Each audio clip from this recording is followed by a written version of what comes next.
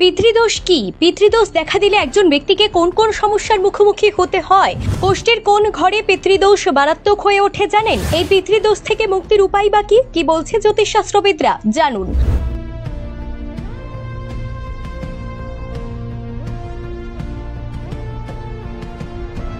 প্রথমেই বলি পিতৃদোষ কি।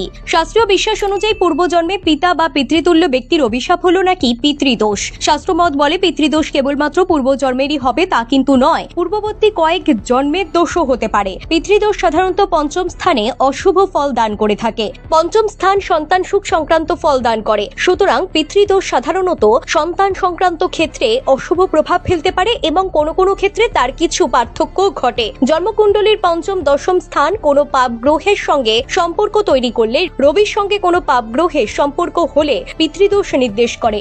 লগ্ন যদি দুর্বল হয় সেক্ষেত্রে পিতৃদোষ বিশেষ অশুভ ফল দান করতে পারে। পিতৃদোষ একজন ব্যক্তির জীবনকে কতটা অতিষ্ঠ করে তুলতে পারে কি বলছে জ্যোতিষশাস্ত্রবিদরা জানুন। পিতৃদোষ থাকলে ব্যক্তির জীবনে নানান সমস্যা দেখা দিতে পারে। একজন ব্যক্তির জীবনে পিতৃদোষ থাকলে কোনো কাজে বাধা আসা, বিবাহ সংক্রান্ত সমস্যা, এমনকি অর্থ সংক্রান্ত সমস্যা দেখা দিতে পারে। এক কথায় বলা যেতে পারে ওই ব্যক্তির জীবন একেবারে অতিষ্ঠ হয়ে উঠতে পারে। কিভাবে কাটিয়ে উঠবেন এই পিতৃদোষ? পিতৃদোষ কাটানোর উপায় হিসেবে জ্যোতিষশাস্ত্রবিদরা বলছেন তীর্থস্থান অর্থাৎ গয়া, এলাহাবাদ, হরিদ্বার ইত্যাদি। বিশেষত যে স্থানে শ্রাদ্ধ কর্ম বিশেষ ফল দান করে সেই স্থানে পিতৃপুরুষ ও মাতৃপুরুষের উদ্দেশ্যে শ্রাদ্ধ কর্ম করা প্রয়োজন। বিশেষ করে শুভ অমাবস্যা তিথিতে কাউকে সাহায্য সহ ব্রাহ্মণ ভোজন করাতে হবে। বিবাহ দেওয়া বা কোনো গরিব মানুষের বিবাহ অনুষ্ঠানে কিছু সাহায্য করলে পিতৃদোষ কাটতে পারে। প্রতি অমাবস্যা বা পূর্ণিমায় যদি মন্দিরের পুরোহিতকে পায়েস দেওয়া হয় তাহলে পিতৃদোষ থেকে মুক্তি পাওয়া যায় এবং কুণ্ডলিতে রাহু কেতুর অবস্থান মজবুত হয় বলছেন জ্যোতিষশাস্ত্রবিদরা।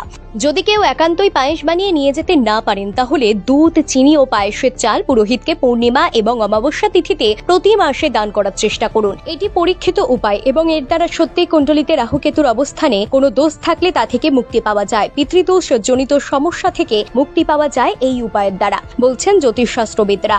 যদি প্রতি অমাবস্যা বা প্রতি পূর্ণিমায় সম্ভব না হয় তাহলে পিতৃপক্ষের 15 দিন অন্তত চেষ্টা করুন মন্দিরে এই সমস্ত জিনিস দেওয়ার। নিয়মিত কাককে খাবার দেওয়ার চেষ্টা করুন। বিশেষ করে পিতৃপক্ষ চলাকালীন কাককে রুটি বা অন্য কোনো খাবার দেওয়ার চেষ্টা করুন। জ্যোতিষশাস্ত্রবিদদের মতে এই কয়েকটি উপায় অবলম্বন করলে আপনার জন্মছকে পিতৃদোষ কাটতে পারে। যদিও উপরিউক্ত সকল তথ্য জ্যোতিষশাস্ত্রের উপর ভিত্তি করে বলা হয়েছে, এগুলি আপনাকে মেনে চলতে বাধ্য করেন আমাদের channel. Bureau report, lifestyle Bangla.